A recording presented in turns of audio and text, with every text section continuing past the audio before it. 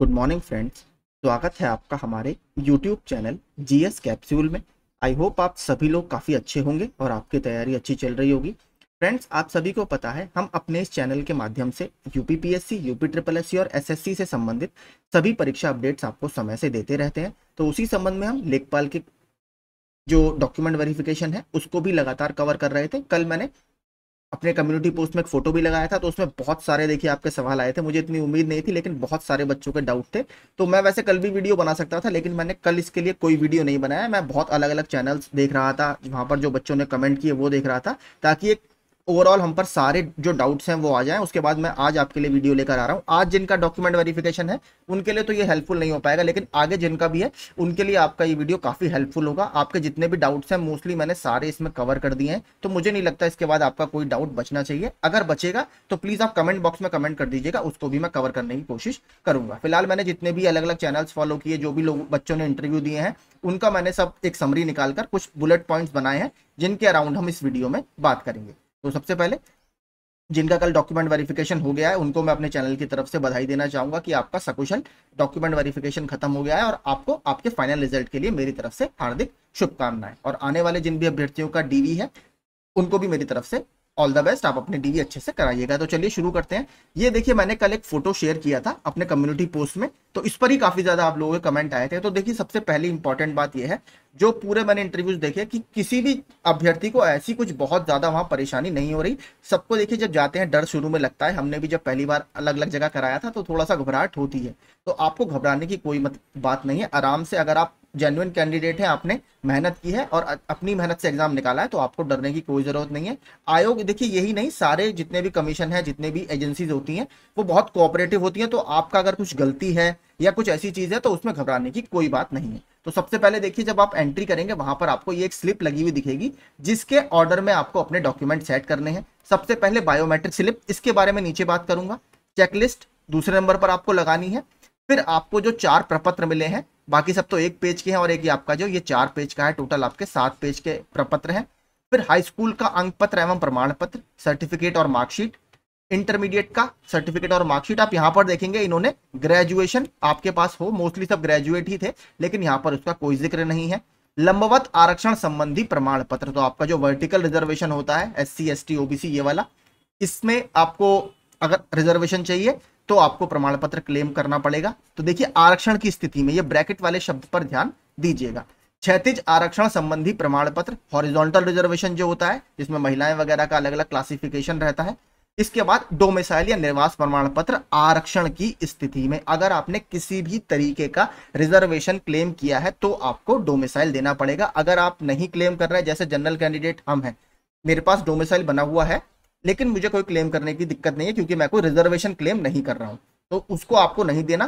केवल हमारे लिए मेन जो इंपॉर्टेंट है, आप देखेंगे ऊपर के ये 4 डॉक्यूमेंट है जनरल कैंडिडेट के लिए, ठीक है। हाई स्कूल इंटर की मार्कशीट, माफ कीजिए 5 तक, बस यही आपको वहां पर देने हैं। अब इसके बारे में देखिए, पूरा डिटेल में बात करते हैं।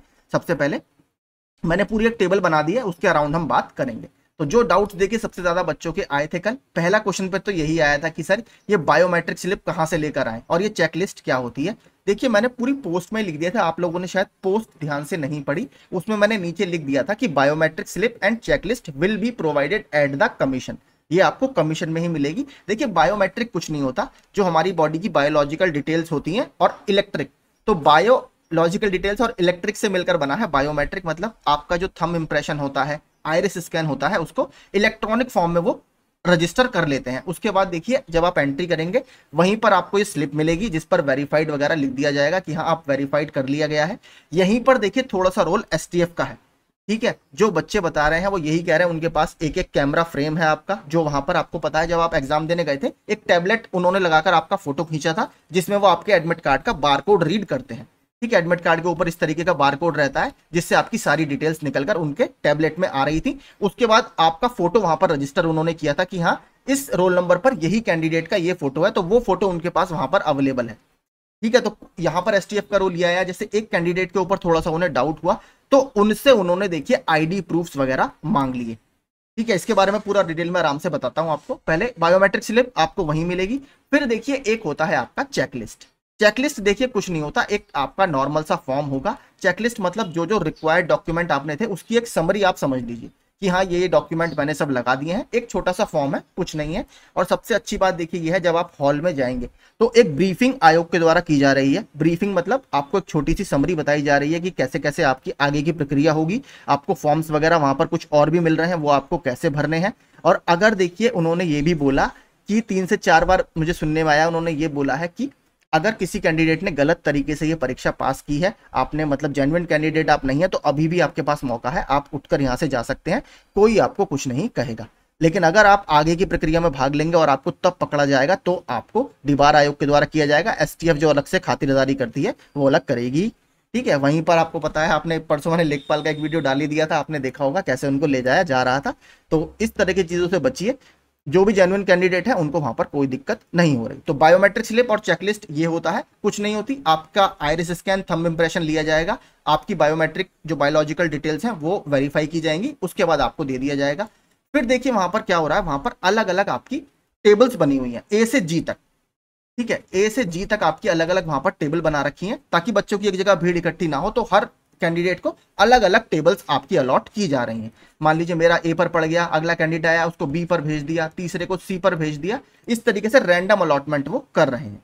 ठीक है, तो वहां पर जाकर आप, चेयर्स वगैरह डली हुई हैं, आराम से बैठ सकते हैं, कोई समस्या वहां पर नहीं है।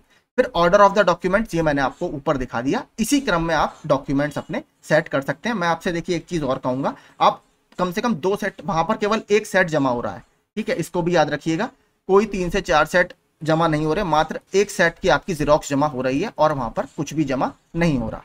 तो इसको आप 1 सेट अपना बना लीजिए। मैं कहूंगा 1+1 1 सेट और आप सेफ्टी के लिए अपना बनाकर रखिएगा। और यहाँ पर देखिए मैं आपको एक सजेशन थोड़ा सा अपने एंड से ये देना चाह रहा हूँ, अगर आपने जो प्रपत्र है, ठीक है, आप प्रपत्र की एक ब्लैंक कॉपी ले जाइएगा।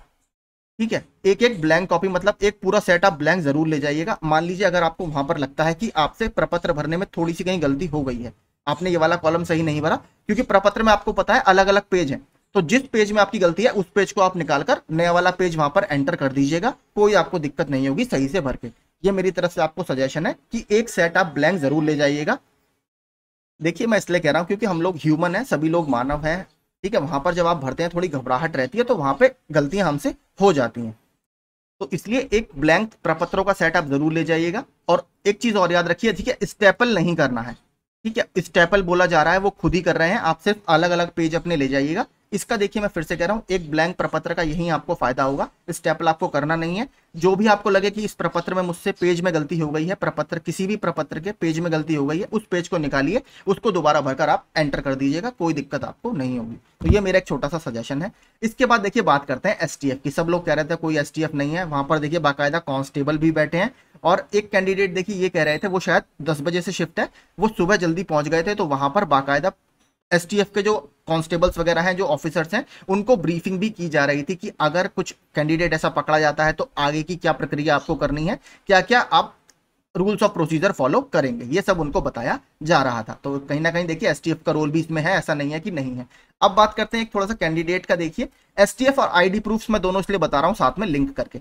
एसटीएफ ने कैंडिडेट को थोड़ा सा पकड़ा और उस पर उन्हें थोड़ा सा डाउट हुआ कि शायद इन्होंने, मतलब जो भी उनको लगा होगा वो हम नहीं बता सकते किस तरीके से उन्होंने कहा, तो उनसे देखिए आईडी प्रूफ्स वगैरह मांगे गए। और आईडी प्रूफ्स किसी से भी नहीं मांगे जा रहे हैं, जो आयोग ने लिखे हैं हमें लेकर जाने हैं, लेकिन ऐसा कोई वहां पर मांग नहीं रहे हैं। लेकिन उनसे आधार कार्ड भी मांगा गया और बाकी जो आईडी प्रूफ्स हैं वो भी मांगे गए। तो आप प्लीज रख कर ले जाइएगा, कोई समस्या नहीं है। देखिए आप बस एक चीज समझिए, अपने एंड से आपको कोई कमी नहीं रखनी है, क्योंकि देखिए जैसे मैं जैसे बाहर से आऊंगा या कोई और कैंडिडेट बाहर से आएगा, लखनऊ वाला शायद घर में फोन करके मंगा ले, लेकिन बाहर वाले के लिए ये संभव नहीं है कि वो डॉक्यूमेंट अपने मंगा ले, फिर आयोग आपको दोबारा बुलाएगा, आपको दोबारा जाना पड़ेगा।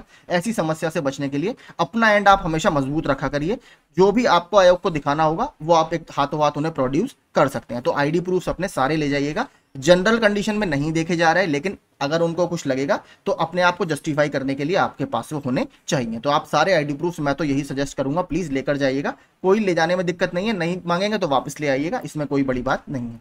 अब बात कर रहे हैं देखिए एनओसी की। बहुत सारे लोग कह रहे थे एनओसी की नहीं मांगते, ये नहीं होता। मैंने देखिए आपको जो अपने इसरो वाला एग्जांपल बताया था, कल वही घटना एक वहां पर हुई है। मैंने आपसे क्या कहा था, इसरो में क्या हुआ था, एक सर का सिलेक्शन सीनियर सेक्शन इंजीनियर के पद पर हो गया था, लेकिन उनकी ज्वाइनिंग नहीं आई थी। ठीक है, लेकिन इसरो ने मना कर दिया कि अगर आपको आपका सिलेक्शन उसमें है, यानी फाइनल मेरिट में आप आ गए हैं, तो आपको देना ही पड़ेगा। तो इसरो ने बस बाद में ये कर दिया था कि आपके पास अगर अभी नहीं है, जैसे ही आपके पास वो अवेलेबल होगा तो आपको हमें वो भेजना ही पड़ेगा, अदरवाइज आपका हम प्रोविजनल में डालेंगे। वही यहाँ पर हो रहा है। देखिए, अगर आपका सिलेक्शन हुआ है लेकिन ज्वाइनिंग नहीं आई है, तो भी आपको अपने संबंधित विभाग से एनओसी आयोग के सामने प्रोड्यूस करनी ही पड़ेगी, अदरवाइज समस्या आपको होगी। और इसके लिए आयोग ने देखिए 15 दिन का टाइम दिया है। अगर आपके पास कल नहीं था, जैसे कल जिनका था, उनको 15 दिन के अंदर अंदर संबंधित विभाग से एनओसी लाकर देनी होगी। तो देखिए, एनओसी इतनी आराम से नहीं मिलती, ये बड़ी समस्या है। प्रक्रिया इसकी थोड़ी सी जटिल है, हर विभाग देना इतनी आसानी से पसंद नहीं करता, किसी किसी विभाग में जल्दी मिल जाती है। ठीक है, तो इसको याद रखिएगा, एनओसी आपको 15 दिन के अंदर देनी पड़ेगी, अदरवाइज आयोग के ऊपर है, आयोग आपको किस तरीके से डालता है। ठीक है, तो जो लोग ये कह रहे थे एनओसी की जरूरत नहीं है, उनका जवाब कल उन्हें मिल गया। इसके बाद देखिए कास्ट सर्टिफिकेट। सबसे पहले जो सवाल आ रहे थे सर सेंट्रल गवर्नमेंट और स्टेट गवर्नमेंट का, तो देखिए स्टेट गवर्नमेंट का ही यहाँ पर मान्य है, क्योंकि स्टेट गवर्नमेंट की ही जॉब है। सेंट्रल गवर्नमेंट का बना हुआ कास्ट सर्टिफिकेट यहाँ पर मान्य नहीं है। एक चीज अच्छी आयोग ने कर दी है, ओबीसी की जैसे 3 साल की लिमिट होती है, कितना भी पुराना चल जा रहा है, मोस्टली 3 साल पुराना हो तो 3 साल से नया ही हो तो अच्छा है, लेकिन आयोग ने बस ये कह दिया, यहाँ पर ये चीज मुझे अच्छी लगी कि आपका बस ऑनलाइन मोड में वो फिलअप होना चाहिए। यानी अगर आयोग क्रॉस वेरीफाई करना चाहेगा तो आपका नंबर डालकर तो आपका वहां पर दिखाना चाहिए। यही हाल आपका डोमिसाइल का भी है। अगर आपने किसी भी तरीके का रिजर्वेशन क्लेम किया है, ठीक है, डोमिसाइल, जैसे मैं जनरल हूं, मैं कोई रिजर्वेशन नहीं लूंगा, लेकिन अगर आप कोई रिजर्वेशन क्लेम कर रहे हैं, एससी हैं, एसटी हैं, कुछ भी है, तो आपको डोमिसाइल देना पड़ेगा। डोमिसाइल में भी सेम कंडीशन है, कितना भी पुराना चल जा रहा है, बस आपका ऑनलाइन में शो होना चाहिए। कोई इसमें बहुत बड़ी दिक्कत नहीं। ये चीज मुझे आयोग की अच्छी लगी कि आप, वरना बच्चे 3 साल 4 साल, इसमें बहुत ज्यादा कंफ्यूजन हो रहा था। अब बात करते हैं, इस पे भी बहुत ज्यादा सवाल आ रहे थे, in case of non production of EWS certificate. अगर आप ईडब्ल्यूएस सर्टिफिकेट वहां पर प्रोड्यूस नहीं कर पाए और आपने फॉर्म में फिल किया है, तो देखिए इसमें डाउट ये आ रहा था कि सर क्या करेंगे, हमें बाहर कर देंगे? तो बाहर नहीं हो रहे, आपको जनरल में कंसीडर किया जा रहा है। ठीक है, आपको अनरिजर्व कैटेगरी में कंसीडर किया जाएगा, बाहर नहीं किया जाएगा, आपको ईडब्ल्यूएस का बेनिफिट नहीं मिलेगा। ठीक है, तो इसमें इश्यू है। देखिए ईडब्ल्यूएस में, लेकिन थोड़ा सा, जितना मैंने वीडियोस देखे, इसमें आयोग थोड़ा सा सख्त है। अगर आपके पास नहीं है तो बिल्कुल आयोग देखिए इसमें चांस कम दे रहा है। सही आपका होना चाहिए। एक कैंडिडेट का आई थिंक 2 उनके पास थे, पुराना और नया, तो उन्होंने दोनों दिखाए तो उनका हो गया था, कोई सी दिक्कत नहीं थी। तो अगर आपके पास बना हुआ है तो प्लीज जरूर लेकर जाइएगा, अदरवाइज आपको समस्या होगी, क्योंकि इसमें आयोग थोड़ा सा सख्त है। देखिए मैंने आपको शुरू में ही बताया था, जहां पर रिजर्वेशन के बेनिफिट की बात आएगी वहां कोई भी कमीशन नहीं छोड़ता, क्योंकि रिजर्वेशन सीधे सीधे आपके सिलेक्शन को इफेक्ट करता है। तो मैं फिर कह रहा हूं, जिन लोगों ने भी किसी भी तरीके का रिजर्वेशन क्लेम किया है, अपने डॉक्यूमेंट आप खास तौर से अच्छे से करके जाइएगा। जनरल कैंडिडेट को तो कोई दिक्कत नहीं है, देखिए वो तो जनरल ही है, लेकिन अगर आप किसी भी तरीके का रिजर्वेशन बेनिफिट लेना चाहते हैं तो आपको संबंधित दस्तावेज देने पड़ेंगे। आयोग इसको नहीं मानेगा, आपको या तो प्रोविजनल में डाल देगा, है ना, या फिर आपका कैंडिडेचर आयोग के हाथ में है, वो जो भी करेगा। तो इसलिए रिजर्वेशन वाले प्लीज इस चीज को ध्यान से दें, अपना सारे डॉक्यूमेंट जरूर लेकर जाएं। इसके बाद देखिए इन केस ऑफ एरर, अगर आपका कुछ गलती हो गई है तो हमें क्या करना चाहिए। देखिए कोई दिक्कत नहीं है, मैंने आपको एक तो देखिए ये बता दिया, आप एक प्रपत्र का सेट ब्लैंक जरूर लेकर जाइएगा। वहां पर घबराहट रहती है, जल्दीबाजी में हम लोग गलती कर देते हैं, तो इसमें आपका ये फायदा रहेगा, आप उस पेज को दोबारा लगा सकते हैं। ये बाकी देखिए कोई ऐसा नहीं है। और स्पेशली देखिए जितने भी लोगों ने वहां पर ये बोला कि मान लीजिए अगर कोई गलती हो जाती है, तो देखिए गलती वहां पर कुछ नहीं है, आप इसको ब्लैंक छोड़ दीजिए। सबके लोगों के मुंह से मैंने यही सुना कि जो चीज आपको नहीं आ रही आप उसको ब्लैंक छोड़ दीजिए, हार्डली 1 से 2 मिनट लगेंगे, आप वहां पर पूछकर भर लीजिएगा कि सर मुझे ये डाउट है, इसमें मैं क्या भरूं। ठीक है, गलत भरने से देखिए अच्छा है आप ब्लैंक छोड़ दीजिए, कोई समस्या वहां पर नहीं है। जो हो सकता है आपसे पहले 1-2 कैंडिडेट अगर कराकर आ जाए, आप उनका फॉर्म देख सकते हैं कि भाई तुमने क्या भरा है, ठीक है, तो मुझको भी बता दो, तो इतनी कोई समस्या नहीं है, आराम से आप इसको ब्लैंक छोड़ दीजिए। मैं आपको यही सजेस्ट करूंगा, गलत भरने से अच्छा है कि इसको ब्लैंक छोड़ दीजिए। इसके बाद बात करें हॉरिजॉन्टल रिजर्वेशन की, तो सबसे ज्यादा क्वेश्चन देखिए कल आए कि सर हम क्षैतिज आरक्षण का बेनिफिट लेना चाहते हैं, हॉरिजॉन्टल रिजर्वेशन का बेनिफिट लेना चाहते हैं, तो फीमेल कैंडिडेट क्या सर्टिफिकेट लगाएं। देखिए कोई सर्टिफिकेट नहीं बनता। आपने जब नोटिफिकेशन आता है, जब कोई एडवर्टीजमेंट आता है, उसमें आपने नीचे देखा है आयोग सब तरह का फॉर्मेट जारी करता है कि पीएच कैंडिडेट को या दिव्यांगों को कैसा फॉर्मेट में बनवाना है, ईडब्ल्यूएस को किस फॉर्मेट में बनवाना है, वहां पर फीमेल का कोई फॉर्मेट नहीं आता। ठीक है, इसके लिए आपको कुछ नहीं चाहिए, हाई स्कूल की मार्कशीट में आपके नाम के आगे कुमारी लिखा रहता है, मुझे लगता है वो इनफ है।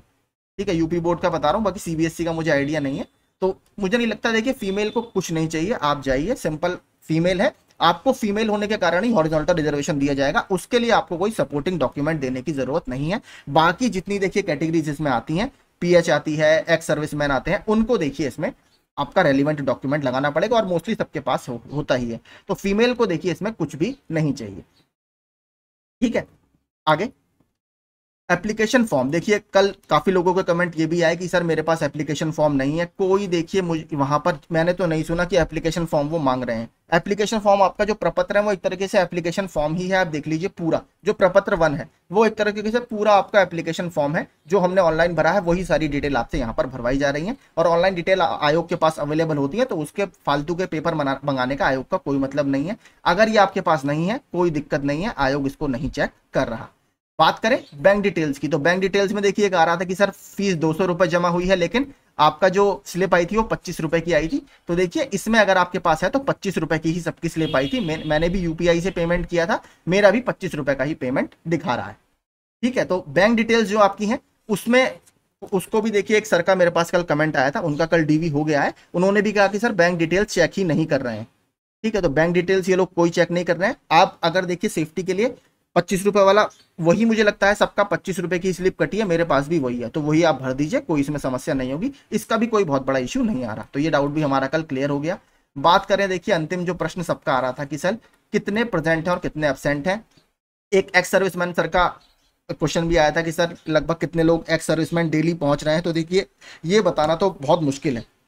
ठीक है, क्योंकि कैंडिडेट आते रहते हैं जाते रहते हैं, जिनका होता रहता है वो लोग चले जाते हैं, तो इसमें यह बताना बहुत मुश्किल है कि कितने हैं। एक मैं वीडियो देख रहा था कि एक सर बोल रहे थे कि 700 बच्चे दिखाई देते हैं। तो देखिए 700 बच्चों की गैदरिंग एक साथ नहीं होती, वहां थोड़ा कोई आता है, थोड़ा लेट आते हैं, थोड़ा जल्दी आते हैं, तो इसको बताना बहुत मुश्किल है कि कितने एब्सेंट हुए कितने प्रेजेंट हुए। कोई बहुत देखिए अंदर का अगर हो तो वो आपको बता सकता है इवनिंग में, जब सारा आयोग डेटा दिन भर का कंपाइल कर लेता है, क्योंकि एक दिन में 700 लोगों का हो रहा है। देखिए कुछ लोगों ने स्किप तो किया है, ऐसी बात नहीं है, लेकिन एक चीज देखिए आप और समझिए, जब एनओसी का इश्यू आया है मतलब जो कहीं सेलेक्टेड हैं वो लोग भी डॉक्यूमेंट वेरिफिकेशन कराने पहुंचे हैं। ठीक है, तो जो लोग हम ये कह रहे थे कि जिनका सिलेक्शन कहीं और है वो लोग नहीं पहुंचे, अब हो सकता है इससे नीचे ग्रेड पे के ये लोग हों, तो उसमें तो कोई देखिए गलती नहीं है, सब लोग ऊपर बढ़ना चाहते हैं, लेकिन ऐसा नहीं है कि लोग नहीं पहुंचे। एनओसी का इशू निकल कर आया। एनओसी का इशू तभी आता है जब आप किसी और गवर्नमेंट जॉब में सेलेक्टेड है, तो एनओसी का इशू आया है, मतलब लोग जो सर्विस में है वो भी डॉक्यूमेंट वेरिफिकेशन कराने पहुंचे हैं, ऐसा नहीं है कि वो लोग नहीं पहुंचे। तो डीवी सक्सेसफुल हुआ नहीं हुआ अब ये तो देखिए अंतिम दिन ही मुझे लगता है पता लग पाएगा, क्योंकि देखिए इतने लंबा आपका डीवी चल रहा है, किसी दिन हो सकता है 100% लोग आ जाए, किसी दिन हो सकता है 40% आए, तो ये बताना बहुत मुश्किल है कि कैसा रहा। ये तो अंतिम दिन ही देखिए जब 27,455 लोगों का, अब तो 433 ही बचे हैं, 27,433 लोगों का डीवी होगा तब ये बताना संभव हो पाएगा। अभी तो मुझे लगता है बहुत मुश्किल है। ठीक है, तो इसमें मैं देखिए मेरे पास जानकारी नहीं है, तो मैं बरगलाने वाले काम नहीं करता, वो मेरे से नहीं हो पाएगा। जो भी आप लोगों को आपके फ्रेंड्स वगैरह का हो वो आपको बता सकते हैं। मेरे पास इस संबंध में कोई जानकारी नहीं है कि कितने लोग प्रेजेंट हैं एब्सेंट हैं। और एक्स सर्विसमैन वाले सर का जो प्रश्न आया था कि सर बता दीजिए कितने लोग प्रेजेंट हैं एब्सेंट है, देखिए इसकी भी मुझे कोई जानकारी नहीं है, और मुझे लगता है सिर्फ अंदाजा आप लगा सकते हैं, क्योंकि एक्चुअल में कोई नहीं बता पाएगा। हो सकता है जिस समय आप पहुंचे उस समय वहां पर 2 ही एक्स सर्विसमैन बैठे हों, उससे पहले 4 से 5 लोग चले गए हों, तब आप क्या करेंगे। तो ये बताना मुझे लगता है सिर्फ स्पेक्यूलेशन है, अंदाजा आप लगा सकते हैं। बाकी जहां से आपको लगता है कि सही आपको डेटा मिला तो आप वहां से फॉलो कर सकते हैं। मेरे पास प्रेजेंट एब्सेंट के बारे में कोई जानकारी नहीं है। तो मुझे लगता है देखिए यही सारे आपके डाउट्स थे। आने वाले जितने भी लोग हैं वो इसको देख सकते हैं। मेरे हिसाब से इसमें कोई दिक्कत अब नहीं है, जितने डाउट्स बन सकते थे मैंने सारे कवर करने की कोशिश की है। इसके अलावा देखिए बस वो 2 सजेशन मैंने आपको दिए हैं। पहला, कहीं आपको लगता है गलती है उसको ब्लैंक छोड़ दीजिए, उसको मत भरिए, आप वहां पर जाकर पूरी वो आपकी हेल्प कर रहे हैं वहीं पर जाकर भरिएगा। अगर दूसरा, एक प्रपत्र की ब्लैंक कॉपी आप जरूर लेकर जाइएगा। अगर मिस्टेक से आपसे कोई थोड़ा सा गलती हो जाती है तो आप वहां पर उसको प्रपत्र का वो वाला पेज एंटर कर सकते हैं। ठीक है, स्टेपलर मत कीजिएगा, स्टेपल मत कीजिएगा, वहीं पर आयोग उसे खुद करेगा। तो यही देखिए सारे इंपॉर्टेंट डिटेल्स थे। ऑर्डर मैंने आपको दिखा दिया, इस ऑर्डर में आपको सारे डॉक्यूमेंट्स लगाने हैं। ग्रेजुएशन की मार्कशीट आपको नहीं चाहिए, ये सारे डॉक्यूमेंट है 8 टोटल, यही आपको बस चाहिए। बायोमेट्रिक स्लिप चेकलिस्ट आयोग से ही मिलेगी, मैं फिर से बता देता हूँ।